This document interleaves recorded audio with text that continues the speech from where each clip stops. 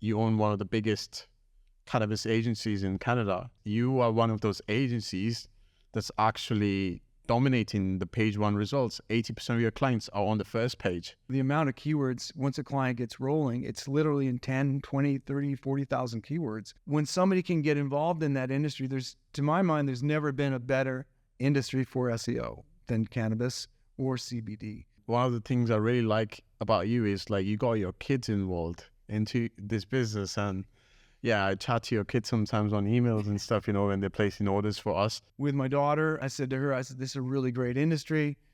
What do you think? You want to get involved? And she got involved.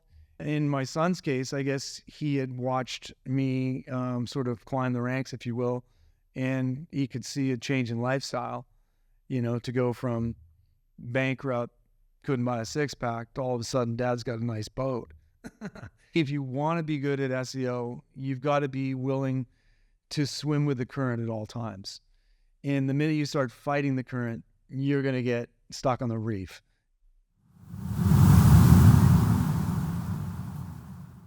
Paul Tufts, welcome to the SEO Wisdom Podcast. How are you doing? Really good today. Thanks a lot, Saket, for having me. Yeah.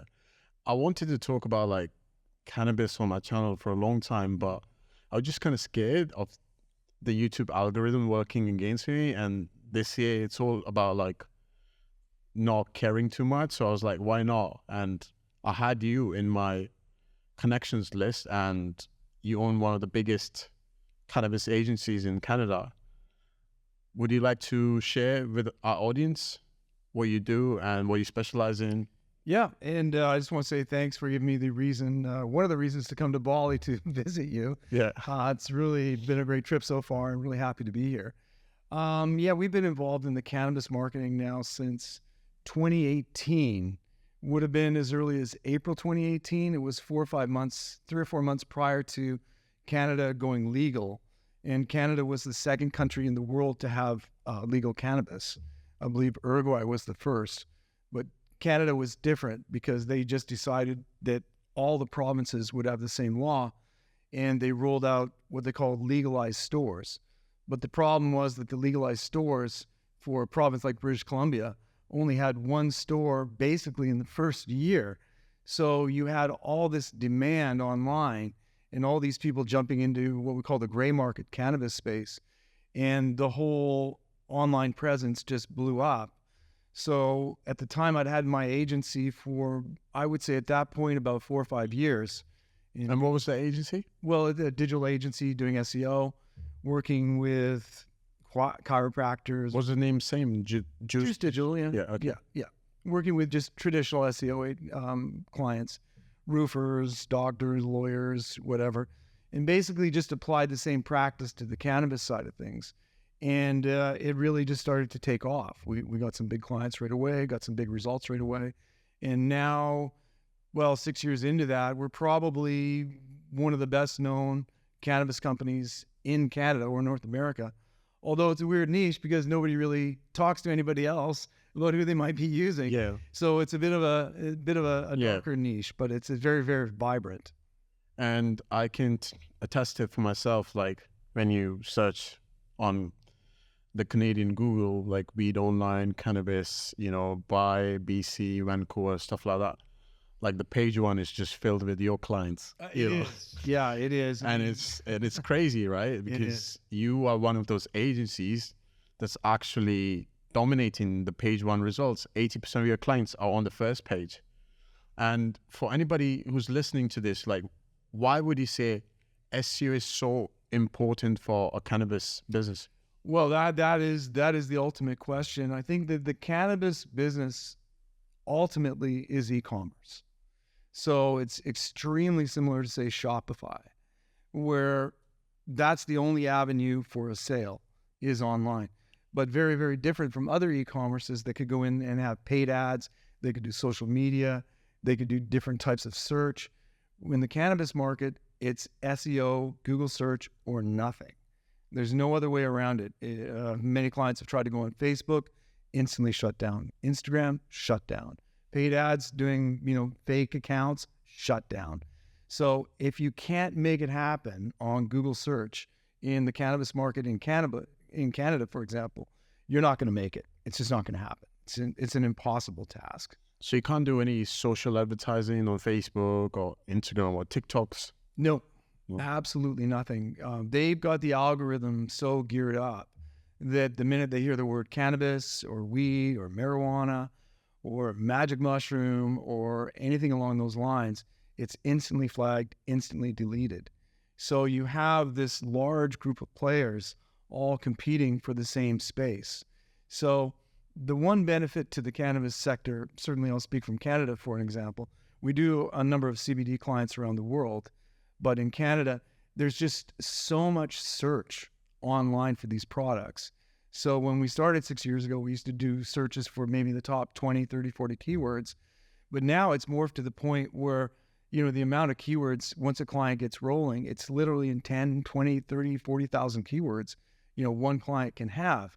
So it's a bit of a different prospect, say, than trying to rank a dentist in Richmond, which has maybe one or two keywords that have value. There could be buy weed online dispensary Canada, then you've got all the brands, then you've got the different ways to buy it, and then you've got the different towns, maybe it's a delivery, maybe it's a shipment, maybe it's a store. So it's a really big, robust, growing market. I don't see any signs of it slowing down anytime soon. So you'd say, like, we know about the cannabis industry getting famous, like, worldwide and getting legalized and stuff. Would you say, like, them not being able to advertise on Facebook or platforms like Instagram or doing even PPC, I've heard you can't do PPC. No. Is it the reason you getting all these clients to come to you because you're the only reason they can get out there and get some sales through SEO, and there's not much option? Yeah. I see a lot in the cannabis space. I see the traditional business owner not being as educated as, say, a dentist or even a roofer or a lawyer or something, where they've actually done a little bit of research into what are their avenues to acquiring customers. A number of the cannabis people, they just jump on board. They say they want to sell, these 100 products. They throw up a website and then they just hope for business to come in. And they don't realize that nothing's going to come in unless that website is properly optimized, has good content, has links on a regular basis. It's not going to happen. So once they find that out, they begin to understand a little bit more. But I do find it's a weird niche as well, because you get a lot of sort of owner-operators that dabble with SEO, where they get a little wee bit of knowledge, and then they think they know what they're talking about, whereas they're completely and utterly clueless. And in many cases, by the time they come to us, they've hurt their own websites. So it's not just a ranking a site. In many cases, it's a rescue it first and then rank it. So there's a lot more complications. I would rarely see a dentist, for example, go on Fiverr and buy a bunch of irrelevant links. If anything, I find in the local market, most people probably haven't done anything before. And even with Shopify, we have a number of Shopify clients. In a lot of cases, they haven't done anything before. They've maybe got a domain and it's sat out there for a year, maybe 2 years. It's got natural links. And so by the time we take it on, by the time it starts getting some good links and good content from us, it can just shoot off like a rocket. Whereas in the cannabis space, it's a little bit harder because of some of the things that people have done prior to our expertise. And what would you say, like, how are you getting these clients? Are they coming to you from referrals, or are you optimizing your own brand for them to just find you through Google or something? How are you getting these clients? Well, a lot of clients we got in the beginning, it sounds crazy, but back in 2018, there were so few companies in the business that we literally just would email these companies up and say, hey, your traffic sucks. Do you want help? And they would go, yeah, sure. How can you help us? And we'd say, okay, well, here's a rate anywhere between $2,000 to $5,000 a month. And maybe they start small and move up. Maybe they start small and stay small. Maybe they start big and stay big. Doesn't matter. But that's pretty much how we did it, with just email marketing. And then we've had a number of cases where clients have gone and got second sites and third sites, where they've sold a website and then they've gotten started a new one, and they've come back to us and they say, okay, rank us in that website as well. I would say now most of it is coming from either a referral, or we do personalized outbound emails where we will simply look at maybe page 3 or 4 on Google, or 5 or 6, and just take a domain, toss it into Ahrefs, and it's pretty clear that the site's not getting any traffic. And then we'll make a short Loom video, very, very personalized, time consuming, and send it to them. And hopefully they'll watch it and respond. So we've had a fairly good rate about that. But the other hard part about the cannabis business is you can't really go to hunter.io or LinkedIn and find out who's in charge of this website, because everybody's name is either, Bud or somebody like that. Everybody, you get them on a Zoom call, nobody has a camera on. It's Gmail account. So there is an element of that. But no doubt it's shifting, because 2 years ago, Canadians got 75% of their online cannabis from what we call a gray area market. And now that's cut by half. It's 37% that are getting it from online gray market, and the rest are getting them from government legalized local stores, which in Canada, we have weed stores like people in Bali here have Circle K's. I mean, probably more. Yeah. They're literally everywhere. So if anything, there's almost too much of them. So, my main pitch to somebody is we just help you be found online. So whether you're a local store, you still need to be known on Google My Business.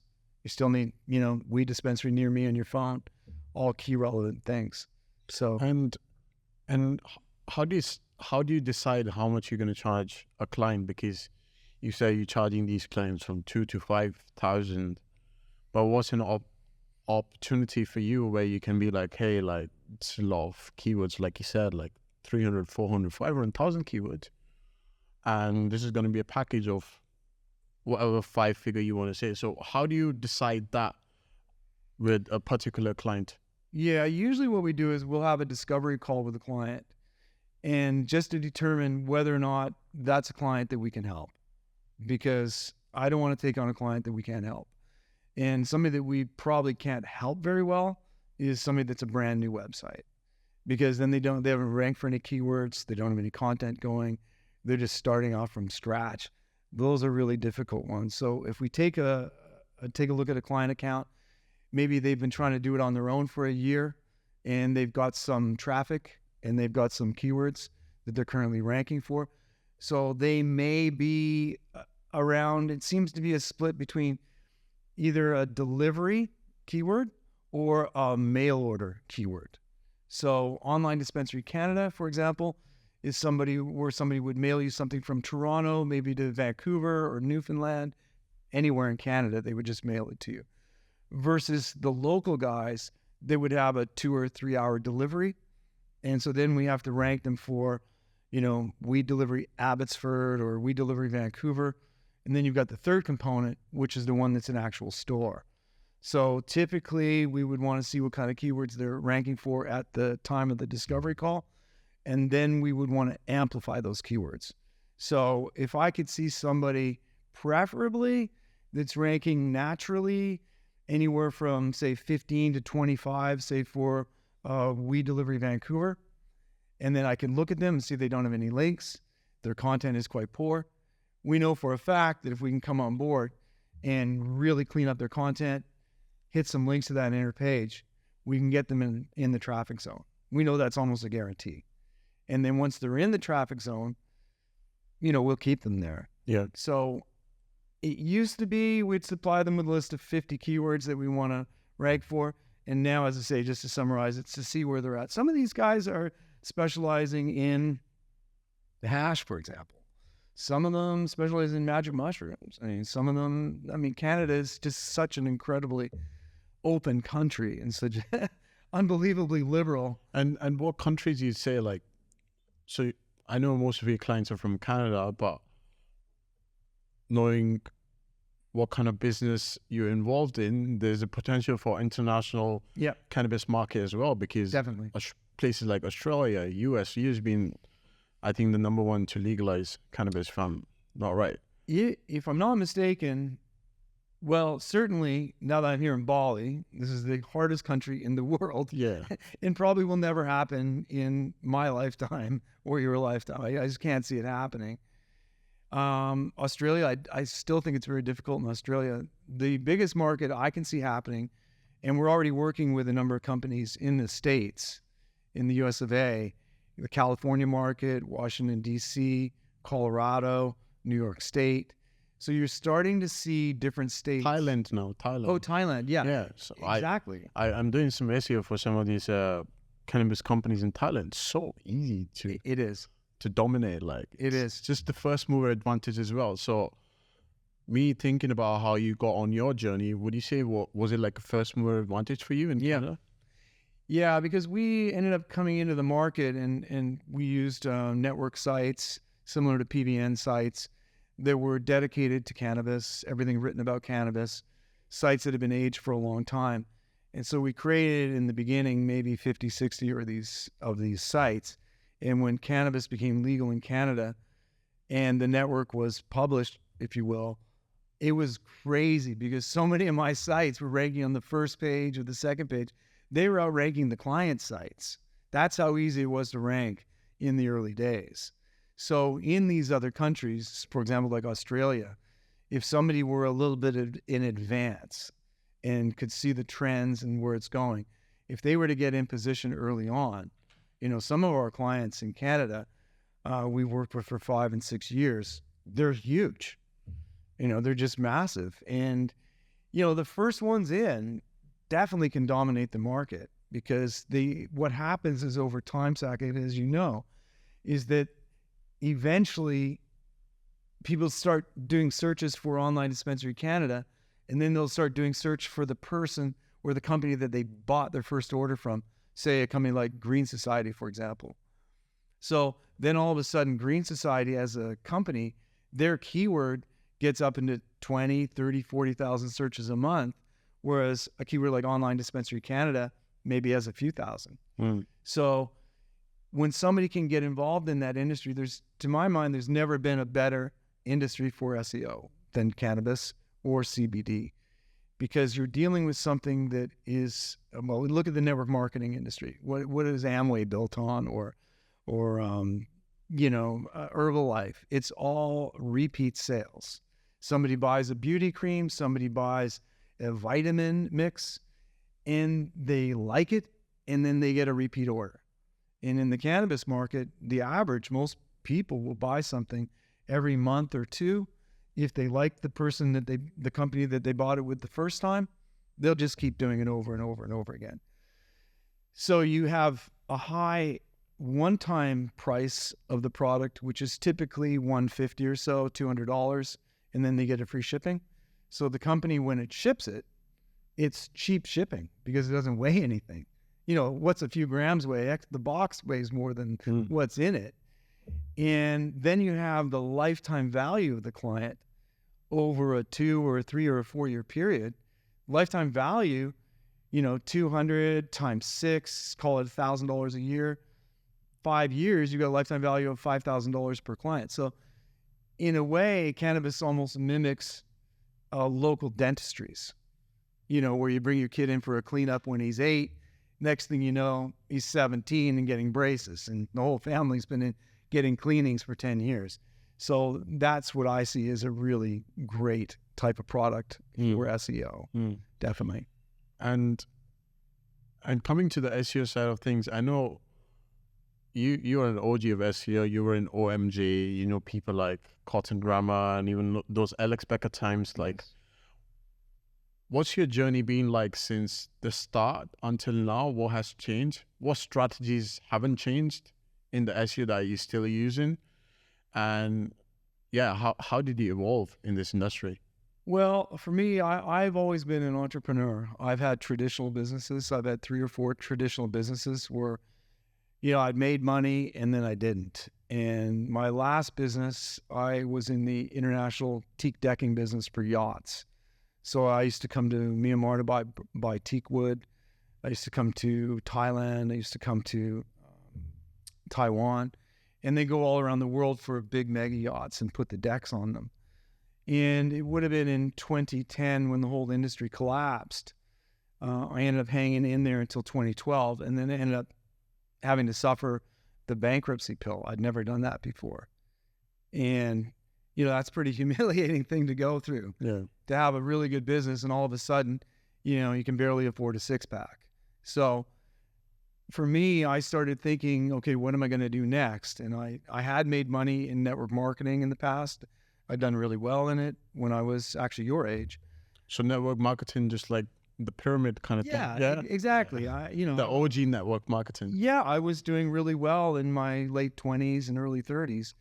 And then I got into the traditional marketing. So I tried to go back into that. And then when I was in that, I started discovering people trying to rank a website, which I'd never even heard of. And then I saw a video by Alex Becker, this was in 2013, and he said the word client SEO.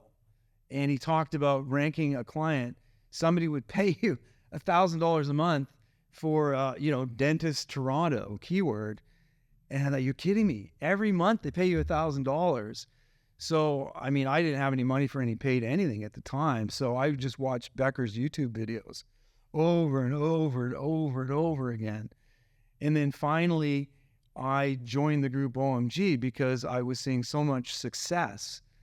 And I guess at the time you were 15 or so and you were involved in it. Well, I was 52 and bankrupt. So, but I saw so many people getting involved in SEO and then following this set format, how to get to 10,000 a month in income. And they laid out a plan for you, and it cost $500 a month on the payment plan. And I said to myself, I'm going to do it. I'd never seen a program with that many people making money. And it was people from every possible background, young, old, didn't matter their nationality, didn't matter what their education level was. All that mattered was how hungry were they and could they follow the plan.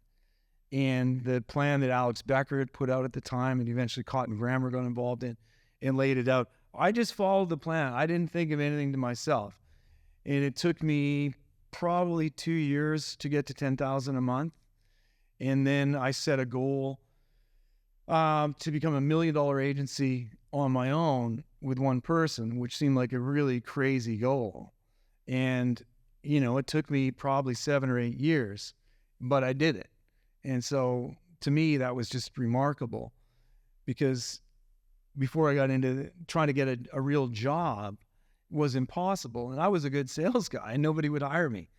And then all of a sudden I'm selling for myself, doing the SEO and taking on different clients and so forth. And it just worked. So I think that the digital marketing business, how we call it now versus just straight SEO, it is a remarkable industry for anybody with, real desire and a hard work ethic. Yeah. You can make it. And I'm not saying this is easy. Yeah. It is not easy, but the potential is endless. Yeah. And yeah, you're talking about a one-man agency taking you to $1 million, And one of the things I really like about you is like you got your kids involved into this business. And yeah, I chat to your kids sometimes on emails and stuff, when they're placing orders for us. How did you manage to do that? Because I feel like there's very less people out there who'll actually involve their family members. But for me, like family is where you can actually put your trust in, they're not going to stab you as easily as people who don't share your bloodline. So how did your influence go onto your kids and them coming to the agency and helping you? Like, how did it go out for you, like your journey with them?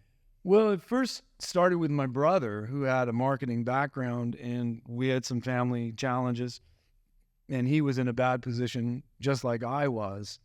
And once I started to make some money, once I got to 10, 15,000 a month, I was able to go back to him and say, hey, Colin, what do you think? This is pretty good. Why don't you take some of your skills and put it together? And then he got into the business. So now he's been in the business probably 7 years and he's at a pretty healthy figure per month. I won't expose what he makes, but it's quite a bit of money. And he's got a great agency that he runs with his partner now, has a relatively stress-free life. And I know it's due to SEO. With my daughter, we talked about at the time when I was getting to about 30,000 a month in sales, 30, 35. And I said to her, this is a really great industry. What do you think? You want to get involved? And she got involved and worked with me still does work with me now, although she's been able to take the industry and the revenue that she receives from the business, from working in the business, to do other things like coaching. And then in my son's case, I guess he had watched me sort of climb the ranks, if you will, and he could see a change in lifestyle, to go from bankrupt, couldn't buy a six-pack, to all of a sudden dad's got a nice boat. Hey, something must be working here. And he had been working in the yacht industry himself and made a decision a couple of years ago to work in the digital marketing space along with me. And he's been quite good at it, very smart, very quick, very likable. And he's basically now taken over most of the operations for me. I got to $1 million by myself, no easy task. I mean, books have been written about that.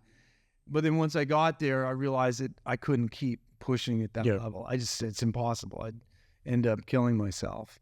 So I realized that I needed to change the structure of the company. And now what we're working on is having a business where I'm not really client-facing anymore. So Natalie deals with clients, Ashton deals with clients, Jake's on board. He's a good family friend. He's helping us as well. So the three of them and myself, make up the company. We're a small Canadian-based company, literally working out of Canada. We don't even have any outsourcers. We're right there in the trenches just doing it. So I think in a lot of cases for the cannabis guys, the Vancouver really is ground zero for cannabis. It's even more so than Amsterdam was 10 years ago. Vancouver has been so open-minded to everything. I mean, I know it sounds crazy, but Vancouver has decriminalized all drugs. So it is a nutty place when you think about it. So I think people like the fact that we're actually from there and have experience in the niche and, enjoy some of the products, so to speak. Yeah. And, not just somebody that has never tried it or is disagreeing with it, that we actually, participate and enjoy.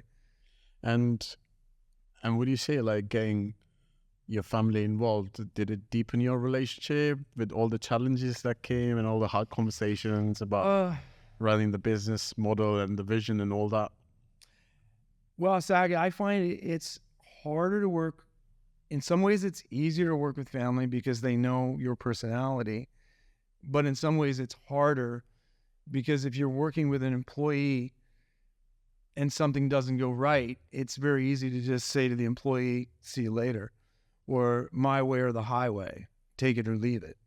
Whereas when you're working with family, it's not like that. There has to be a consensus because no matter what happens, you're together for the rest of your days. So the business may not be around forever, but the relationship will be around forever. And you want the best for your kids, definitely. And I've always been a fervent believer. I've been an evangelist for SEO for 10 years. And my wife quite often gives me a hard time for talking about the industry and getting people excited and involved in it that weren't able to have a result. And, she'll say, well, you were a businessman before and you were a business coach. And it's true in a lot of cases with my SEO clients, they do get business coaching tossed in for no extra charge because I know what I'm talking about running a company, the financial ends of it and just the emotional and dealing with staff and so forth. So there's a lot of components. So I think that I've been able to sort of be a reassuring force for some of these people and for the people that I've mentored, like my kids and my brother and other people as well that have come on board. But yeah, there's some great parts of it, that we can sometimes when you want to talk about the business, there's lots to talk about, but then there's other times when you don't want to talk about the business that sometimes it comes up. So yeah, I'd say at the end of the day, it's a great thing if I could hand on the legacy of this skill set to anybody, I would. 100%. 100%.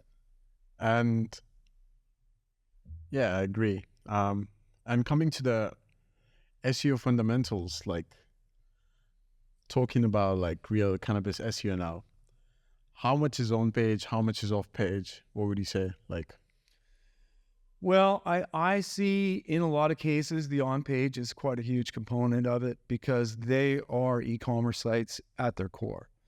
And most of the cannabis, they deal with multiple products and they have multiple SKUs, multiple pages, collections, categories. So there's a lot of stuff to it that I find some of them will come and they'll just have somebody that'll, sell them a website and say, plug and play your products in here. And they won't have the meta descriptions or the titles figured out, or they won't have the products built into the URLs. So I think for sure the on-page is critical. Like if you don't have the on-page correct, the other two just won't work. Like I think the days are over where you can just overpower a site with links. And the fantasies people used to have with content of, making a site and doing content, it'll magically rank. I mean, that's just never, ever worked. It never will. So it really is the trifecta. You've got to have amazing on-page, and then you've got to have really good content on a regular basis. And I think with the AI these days, it's sort of unleashed a lot of content potential that just was really difficult to do in the past. I mean, personally, I hate writing content or having anything to do with it. And when even, I say in the old days, a year ago, we'd have to hire writers and they would do 1,000 words for 10 cents a word. So $100 an article, it wouldn't take too much to spend $1,000 on content. Whereas now that content can be built for, whatever the cost of your AI subscription is. so you're using any sort of AI to produce content? Oh yeah. I mean, Ashton takes care of all that. He's got 3 or 4 different ones that he uses to create the content. But I mean, you can take ChatGPT and you say, okay, give me the top 10 topics for what are the top 10 strains of cannabis in Canada in 2024. Yeah. And then ChatGPT spits out the 10 titles. That's amazing, right? Yeah, What ChatGPT is doing for us? Yeah, I mean, I read an article just 2 days ago and it said like in 1 or 2 years, 99% of the internet is going to be ChatGPT. yeah. It's a scary thought, but I mean, I remember when a year ago, it would have been a year ago, a little bit more than a year ago, October, when it first came out. And I do remember the day because it seemed like the curtain closed on SEO that day. I mean, people were tossing themselves off bridges, slicing their wrists. SEO is dead. SEO is dead again. Yeah, it's dead again. Bro, I've been in industry now like 11 years. This is my 11th year, I think. Since I've been in this industry, every year. And I'm just waiting for SEO to dead. So I'll be like, okay, it was 15 years or 20 years or 50 years delay in the statement. But yeah, go on. Well, I mean, that's never going to happen. I mean, if there's one thing, if you want to be good at SEO, you've got to be willing to swim with the current at all times. And the minute you start fighting the current, you're going to get stuck on the reef. You're not going to make it. You've just got to go with the flow all the time. And it's always changing. I've told my kids from day one, even for myself from day one, if you're not spending an hour minimum a day, I know you talk about an hour meditation a day, but an hour minimum a day, watching somebody's YouTube video, listening to a podcast just like this, or all your other ones, you're not going to make it. You're just not going to make it because you don't have a big enough sphere of what's going on. So you have to know what's going on. So I don't think SEO is ever going to die because the Google algorithm is so baked in there. And Google is such a massive component on this earth. I don't think it's ever going to get knocked out. So that being said, the more that people say SEO dies, and then you wait until that blows over a month or two, and then you realize you come back, here we are 2024, what are we talking about? Well, the 3 things: on page, content, and links, just like we talked about in 2013.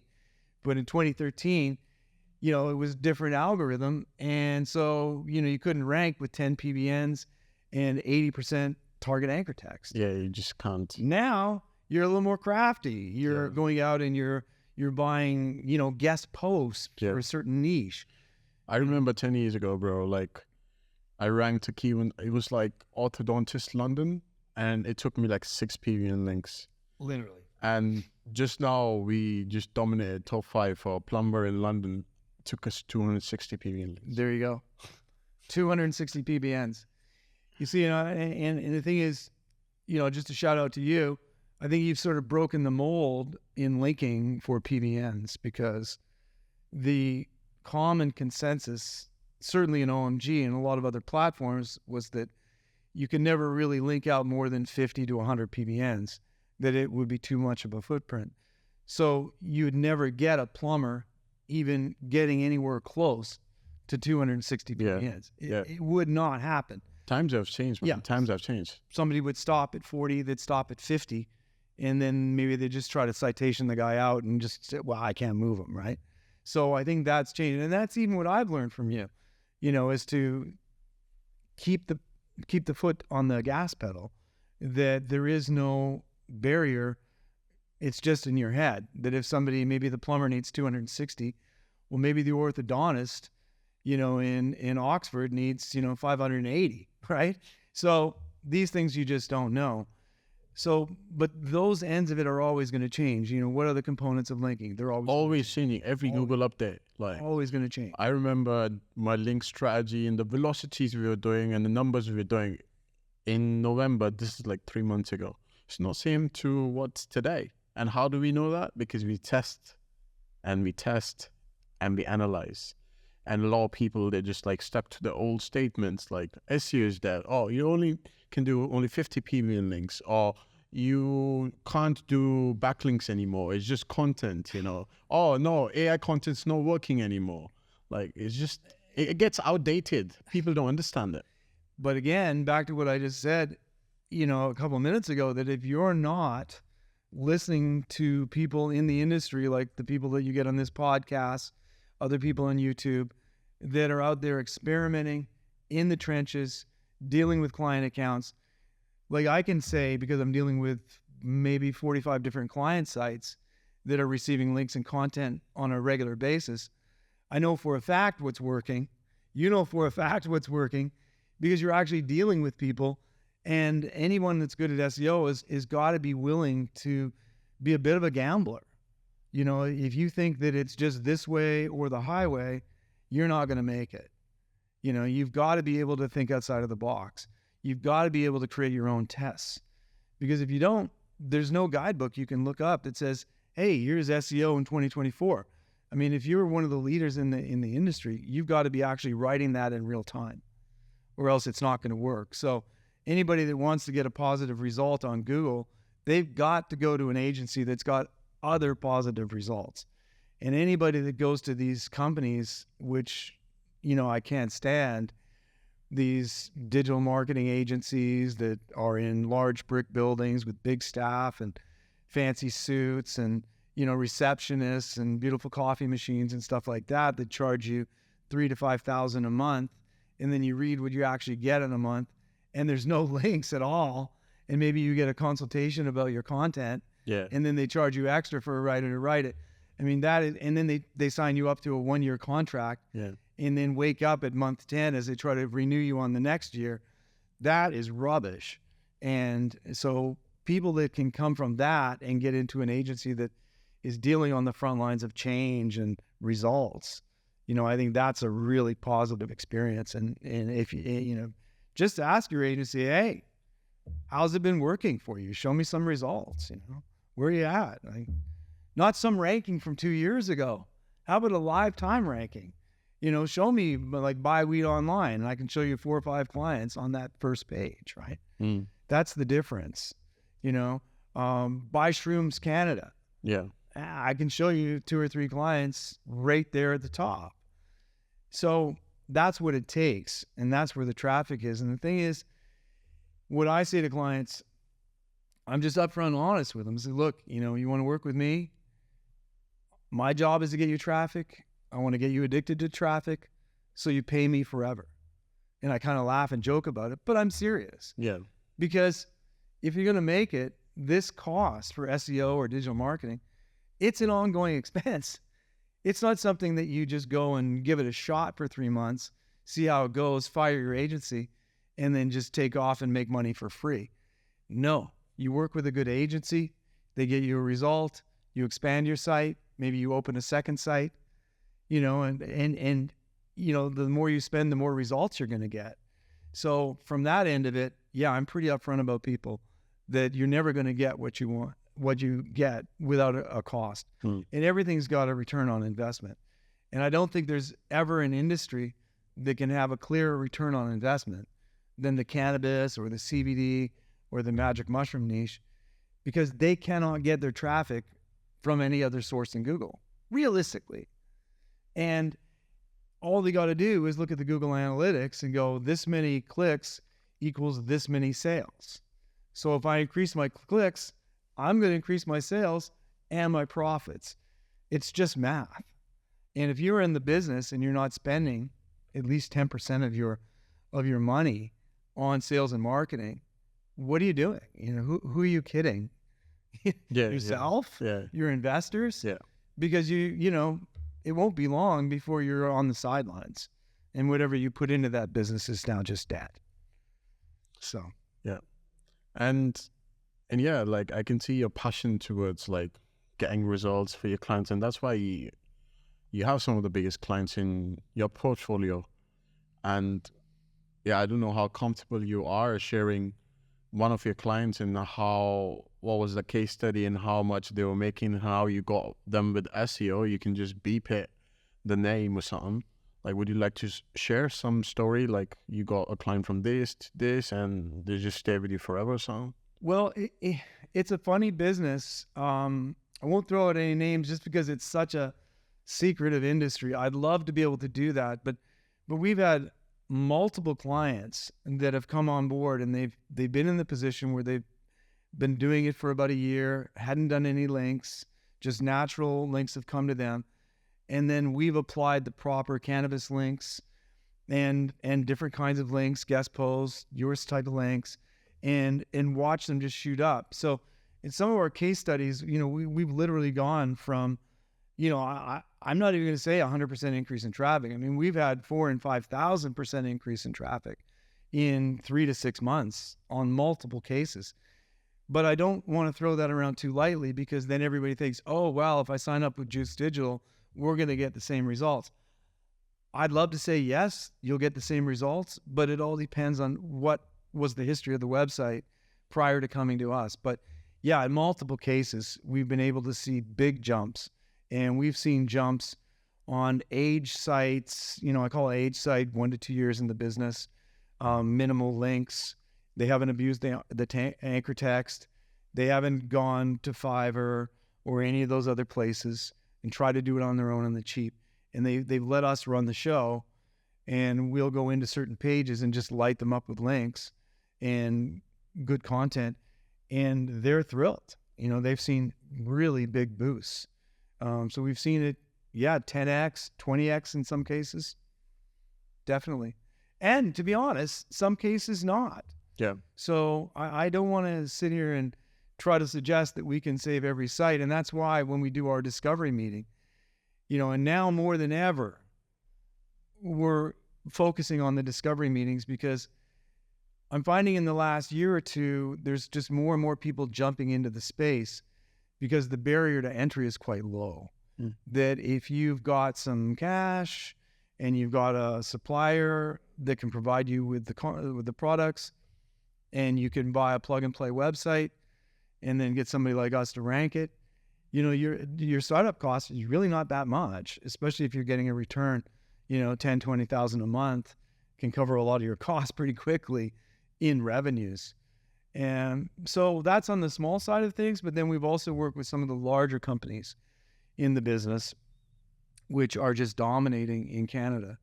And they're just getting huge results almost on autopilot. But they, even 5 years into the business, are still spending quite heavily. That's the difference. They didn't just get there and take the foot off the gas pedal. So, I mean, I see going forward, probably more and more of the licensed businesses in Canada doing well. So I see a trend going more towards local marketing versus across Canada, because the government agencies seem to be taking over a lot of that. And then I see in the States, I'd like to say I see a federal, I don't know if anything federal ever happens in the United States. Maybe it will. But every state has a different law. But if they could somehow congeal like Canada and have just one. So now you can get clients from US or not really? Yeah. Yeah. But you can't get it shipped from US to Canada.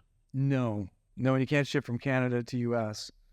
I mean, we've got some clients that do magic mushroom chocolate bars, that they've set themselves up where they rank like crazy in the States, and they ship from the States.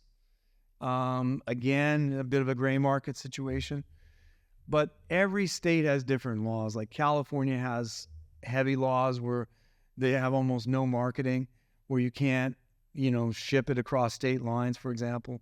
Can't do anything like that. You have Florida, where you can smoke these weird strains of hemp. Yeah. That I don't know if they get you high or give you a headache, but they're legal. Some of these strains, their keyword volumes like in 50. Massive. It's crazy. Shocking. Yeah.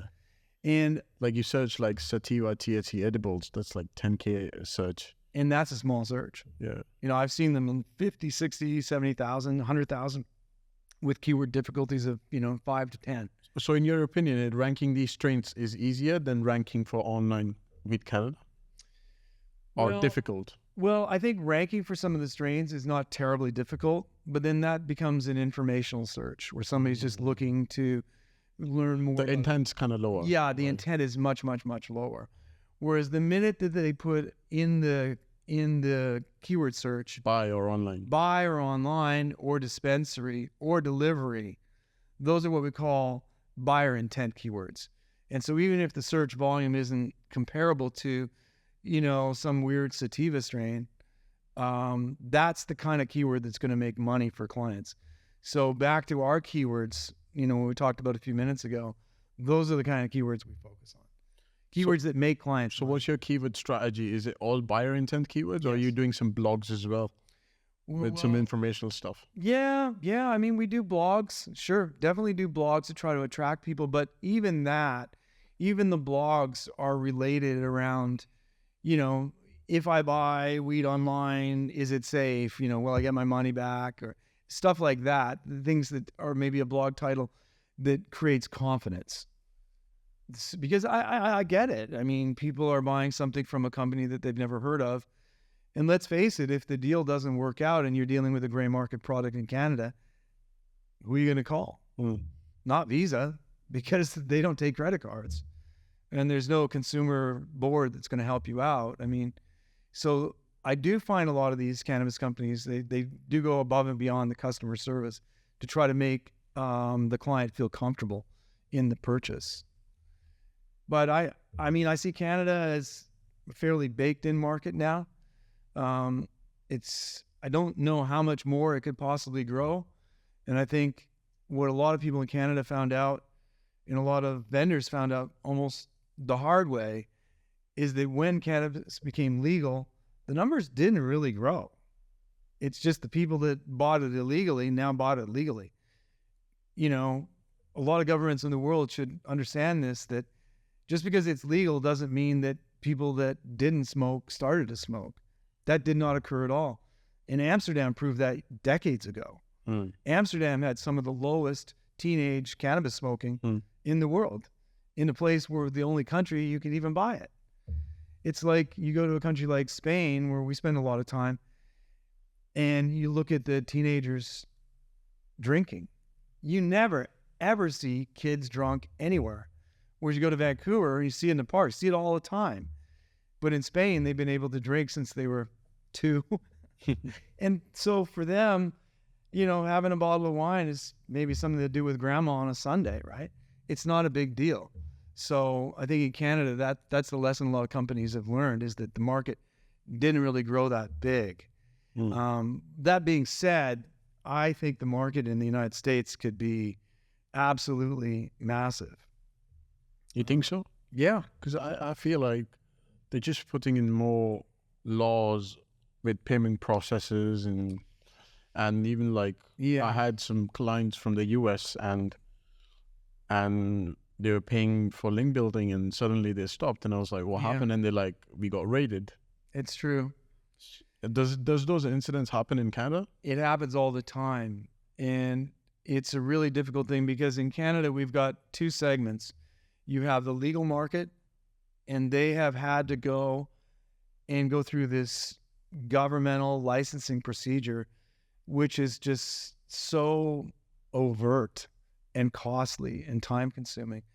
For example, we've had clients in Vancouver that have a legal cannabis store and they want to get a second license for another store, maybe in North Vancouver versus Vancouver. And to get the second license, they have to go and get a lease, and then they have to have the lease before they can apply for the license. But then it could take, some of them takes over a year to get the license. And then who do you know in business that can pay a lease on a storefront business for a year and a half with no revenue? I don't know any restaurant that can do that. I don't know any place in Bali or Toronto or Valencia that can pull that off. And that's the kind of onerous restrictions that have gone on the legal side of it in Canada. So that end of it has been tough. But I do see that changing over time, and hopefully the restrictions have been less and less. So for you as an agency, like, how do you position yourself for getting recognition worldwide and getting international cannabis clients, like from Australia, from UK, from US, and even Thailand, like countries like Thailand, or even like Europe? Like, how do you position yourself? What's your strategy? Well, I mean, if you have to go, like international.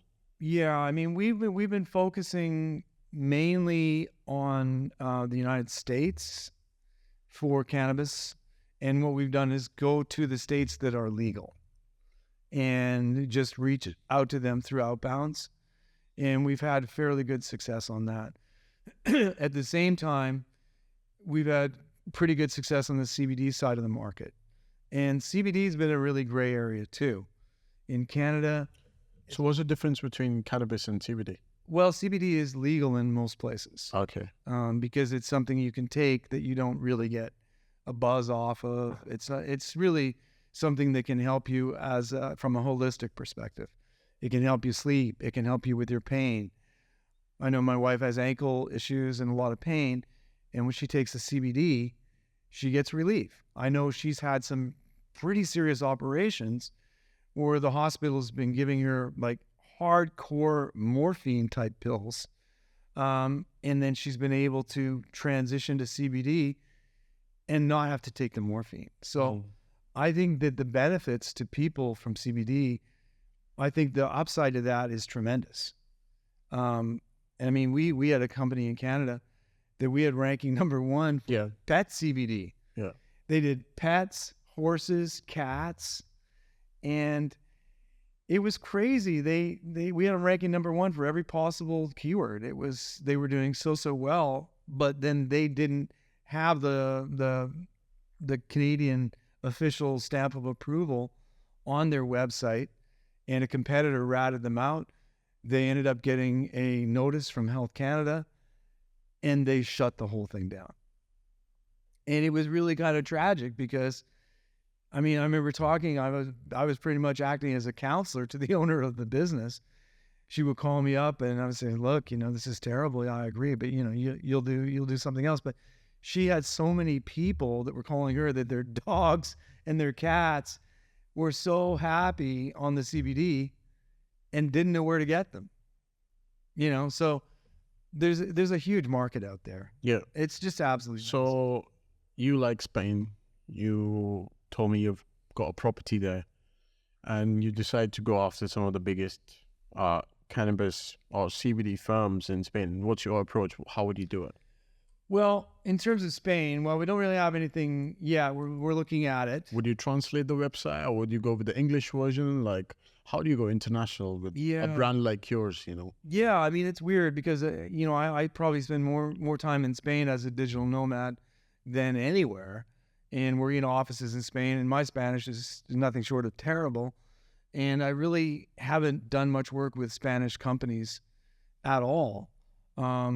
We're currently working to get an account with a fairly large English company on the CBD market. English, the UK. Yeah, UK. We already have a couple clients in the United States with CBD, which we've had for a number of years. And they're doing CBD vapes, CBD pens, CBD topicals. We just took on a new client in Australia for CBD. And a lot of the keywords are the same, doesn't matter where you go. The oil, the weed, the vape, and it's always for sleep. It's always for pain. It's always CBD oil. It's either oil or vape. So it's not a massive category, but the CBD market is again incredibly profitable because you could get a small vial of maybe 1,000 milliliters, and it could be sold for £100 or $100, depending on what country you're in, with a shipping weight and a package like that. It's super easy to sell. So you see, I think Australia is becoming much more open to the CBD market. Certain states are doing the CBD. But again, the minute that we do the national campaigns for them, they're reticent, they're concerned that maybe say, well, we don't really want to rank in Wyoming or Montana or, some of the red states. Or I don't know why you can have OxyContin galore, but you can't have CBD. Yeah. Somebody explain that to me, please. I don't understand it. But, or Florida where you can get cocaine on every street corner and have for the last 30 years. But, up till a few years ago, a cop could throw you in jail for a joint, None of it makes sense. Again, none of it makes sense. But I think as we go forward, I think that the demand for CBD, the demand for marijuana, and a real surging demand for magic mushrooms at the same time is a huge growth market. I think there's a level of, as you were telling me the other day, of curiosity that people are experiencing and just wanting, as this industry comes out of the shadows, how could it benefit me? And I think that people are willing to maybe give it a shot. Maybe not work for them long term, but I think there's a level of curiosity that is peaking across the markets. That's right. And for you, like now the market's growing, and what would be the vision for your agency? Is it like to follow the trend of the market and just keep rising with more and more clients? Or is it like for you just to go hard for the next 2-3 years, hit that figure and have a big exit as an agency? Well, that question hasn't fully been determined yet. I mean, what I'd like to see happen to Juice Digital, I'd like to see my son Ashton and Jake, who works with us in sales, become more of the face of the business and become more of the face of cannabis marketing and CBD marketing and mushroom marketing. Yeah, you should be sitting here. Yeah, they should be sitting here, honestly. They're your age, Yeah, you and I are exactly the same in our experience. We both joined the industry at the same time. Our level of experience is the same, but yeah, I mean, I'm certainly a lot older.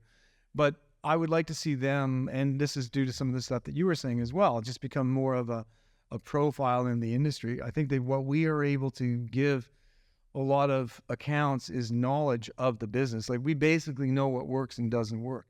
That being said, we can't go and share names and full case studies. We can't divulge other people's businesses because there is a level of secrecy to it. If you ask me for a case study on a dentist, well, I've got a lot of generic case studies, but people are funny in this business. They just don't want their names out there, and they don't want, people have said to us, well, how can you work with multiple people in the same niche?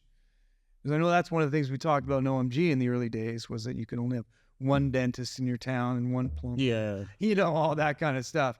And that's great if you're doing local SEO. I get it. I wouldn't have two plumbers in the same town. That wouldn't make sense. But with the cannabis space, it's so broad. And, you could take a state like New York, we could take on 3 or 4 cannabis clients. When you look at the volume of the keywords, it's just massive. And in a state like Colorado, it's incredible. The amount of people on Google that are searching for these products, it would blow a lot of people's minds. And I guess in that reference, when it comes to us doing the keyword research, in many ways, we do the keyword research just to help us realize where to go. I was able to do some keyword research yesterday for a company, the CBD company in England, and I was just doing searches for sites with 1,000 or keywords with 1,000 or more searches with keyword difficulties less than 15, where the client is ranking between, 10 and 25. And then that gives me a list of the keywords and which pages they rank for those keywords. So I know for a fact that, this is a client that's looking, they've asked us to do something that we haven't done in the past, which I should talk to you about. You've done this with some of your e-commerce accounts where you go in and do a bit of a split. So they're asking us, can you come in and maybe at a lower price on a base, we pay you more for additional traffic. So I'm able to go in, it took me a couple hours at Ahrefs and looking at their Google Search Console, realize these guys have flatlined literally at 1,000 clicks per month for 12, 14 months, 100,000 impressions. And almost 90% of their clicks have been brands, but yet 80% of their impressions are keywords. So their click-through rate, according to Search Console, which is the be-all, end-all of fact, is 0.9, which is less than 50% of the Google average click-through rate of 1.9. So I feel fairly confident that with that short list of keywords, applying links to pages that don't have links and content to pages that don't have content with keyword search volumes that are quite high, to take their traffic from 1,000 to 2,000 a month, essentially double it, I don't think it'd be that hard. So I'm willing to go in with these guys and say, go in at a half price deal and then get the other half, when we take them to this level, and then maybe even more if we take them higher than that. So a site where I see potential, I'm more than... So you make equity deals with some of these clients? I haven't done it in the past. You might consider. I might consider. If I see somebody that has... Because we've seen sites just completely light up before. And I know what those sites look like. Yeah. So if I see one of them come to me and maybe they pay me $3,000 a month on a regular deal, but I can work out a better deal, whereas maybe they pay me $22,000 a month and then $3,000, if we can increase the traffic exponentially, I might consider it. Because 6 years experience in cannabis marketing, I sort of know how the sites are. I know how the sites can respond.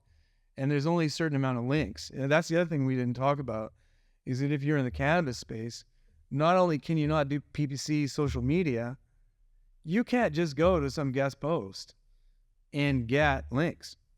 They say it all over. No gambling, no drugs, no porn. So unfortunately, cannabis falls into that category. I'm seeing a lot of cannabis links going to just normal Forbes article. And so I think the new compliance with Google's changed a lot with the legalization of these kind of industries. And I see big sites now covering these topics, and they're fine. Like they're doing fine with the traffic. What would you say your thoughts are? I'd say very much so. Yeah. I mean, there's a lot of articles being written by these big websites, and anything informational now, it's tough to get past some of them because I was just doing a look for a CBD vape in England, just for example, and the top 10 sites that were ranking for CBD vape, 8 out of 10 didn't sell CBD vapes. They were just talking about the health concerns of CBD vapes. But these were sites that had an average of 2,500 referring domains on inner pages. So these are tough, what we used to call an OMG mountains, right? It's just really hard to scale that Mount Everest if you're an average climber. Better to go around it or find a smaller mountain. And that's where the keyword research comes in. Or you just take the gondola. Yeah, it's true. If we can do that, Yeah. definitely can do that. Yeah, I mean, I was in the mountain just a few months ago. I was skiing in the French Alps and the Swiss Alps. I was like, why would anybody want to climb the mountain, go to the hardship? And there's a gondola literally that takes you top of the mountain. So I feel like that traditional ways of just climbing the mountains, it's not always the case. Sometimes you can take the gondola and make the smart move and reach the same destination with kind of less effort. Well, it's funny you point that out. I'm a pretty avid snowboarder. I'm pretty good at it. So I've been Whistler Blackcomb for, I don't know, 30 years. But you see it all the times on the big peaks. You'll get to an area and you'll see guys, putting skins in the bottom of their skis and then going up another peak just to get one run down, but it takes them 2-3 hours to get up there. Whereas I can take 5 or 6 or 7 runs. Maybe I don't get fresh snow every time, but the vertical adds up that much more. It's the same thing in the business, that some people just, for whatever reason, choose to take the hard way. Or I've seen it too many times that just a little kernel of SEO knowledge is the worst thing that they can possibly do to their business. They just think that they can do it. Yeah. I just try to free people up that it's better that they don't know much. Like you were discussing. Those are the best SEOs. Those are the best ones. I don't know anything. I'm at this table. Yeah. Let's test stuff out. You're I'll the test pro. everything. Yeah. You're the pro. Get me a result. And that's one thing I learned with OMG, with Cotton Grammar and Alex Becker and stuff like that, that we were taught at an early age, client meeting, what's that? You kidding me? And I mean, Cotton, I worked with him very closely for the last, 3 years. He's more or less faded from the scene these days. I wish he wasn't. A brilliant guy for SEO, one of the best in the world. But, he would literally fire clients that if they even question him once, he would just fire them. He was so good at getting new clients all the time. His acquisition, I don't know how he pulled it off, but he did. But he would always fire clients. And if anybody even questioned him anything, he said, you pay me for a result. If you're not happy with the result, see you later. I don't have a contract. And I think that's almost a better way to go. And I tell people the same thing. And that's the mindset that it should be for an agency owner. Like, you don't want to be harassed into questioning an interview, because I've got some of these emails and I'm like, I'm not going to answer you. Sorry. Like, it's not going to happen. Well, I mean, I'm back to just because I spent the afternoon yesterday on the CBD client in England, and they've been getting fleeced for years for an SEO agency. And I was able to go in and look, and it took a deep dive on Ahrefs to be able to see that they had been sold by some company that provided them with all these high DR links. And they look at them and they're, anywhere from 60 to 80 to 90. And then you look in on them and they're blog comments, 3/4 of them no follow, 1/4 do follow. That's crazy. It's crazy. Yeah. And they're using, anchor text with the word like easy or phrase, and they're trying to rank for CBD with the word table as your anchor text. Mm-hmm. How's that going to help you? But, somebody that doesn't know anything, they think, oh yeah, multiple links equals good, high DR equals good. But the fact is that, one of your PBN links with a DR of 3 is going to outmuscle one of those DR 90s. And they could have 10 of them. And the PBN would still have more juice to it. So how do you explain that to someone? Yeah. How do you explain that? You don't. The only Metrics are bullshit. None of it matters. Because we don't know what, and that's why I don't do any disavows for any of my clients, because I don't know what Google might see as a good link. We don't know. But you might see that's a bad link and this is a good link because of the metrics and because of the DR, and this is DR 0, and it might have a backlink for BBC, and you might remove it, and that could just like drop your rankings. Of course. You never know. It's impossible to know. I mean, the disavows, there's sort of 50% of the people feel they're good, 50% think they're not worthwhile. The only time I've done a disavow, only because in the cannabis space, I see people that come forward that could have been on Fiverr and bought, the $300 package, and then they get 80% anchor text, buy weed online. So I'll do a disavow just because I need to water down the anchor text ratios. Or you just build more links. Well, or a lot more links. Just brand it out. Yeah, or URL, brand. That's the thing with SEO. Like, there's so many ways. Just people don't think. People are like, oh, that's bad, and this is good, and this is how I should do it because that person said this and that person said that. No, create your own ways, and that's how you become a better SEO out there. And it's true. Everything that you're saying is 100%. But when you think about the SEO industry itself, I think it's got a relatively tough rap because there are so many pretenders in the business that call themselves an agency and will do anything for a retainer. And they, will take $1,000 a month retainer and not have any outbound costs, or maybe $50 cost or something. They won't buy a $300, $400 guest post. They won't buy 100 network links that'll move the needle. And so they just don't get a result. But when you look at agencies that do well, and again, when you can say, hey, what are your case studies? What have you done for me lately? In every case, those are agencies like your agency or my agency or other people that you have on this show, agencies, which they know what they're doing. They're testing and they're getting results, and they can tell you why they're getting results. And even in their companies, there aren't that many of their contractors or employees or associates that have that same level of knowledge. It's impossible. You know what I've started doing in the last 1 or 2 years from me? Like whenever someone's asking like, Saket, can you show some of the sites you're ranked, and I can see the graph and stuff?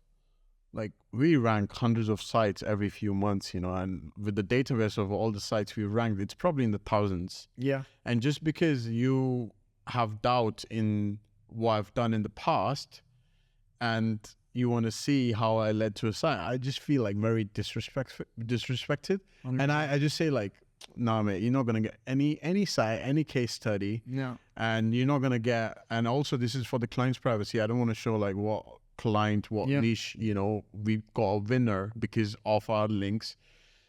And it's working quite well because it's filtering all the nonsense and all the people who question who you are and what you can give them. And it just filters out all the people who actually believe in you, and they get the results and they stay with you for a long time. Because I feel like it just, for me, like when I started doing it, I just started filtering all the noise, and all the skeptics and all the people who are just going to message you all the time being like, hey, it moved 2 positions up, then it moved 3 positions down, and then it moved 5 positions up. Is it your links? Is it the SEO strategy you're doing? And I'm like, yeah, so that's what I'm doing. I'm like, don't come with me.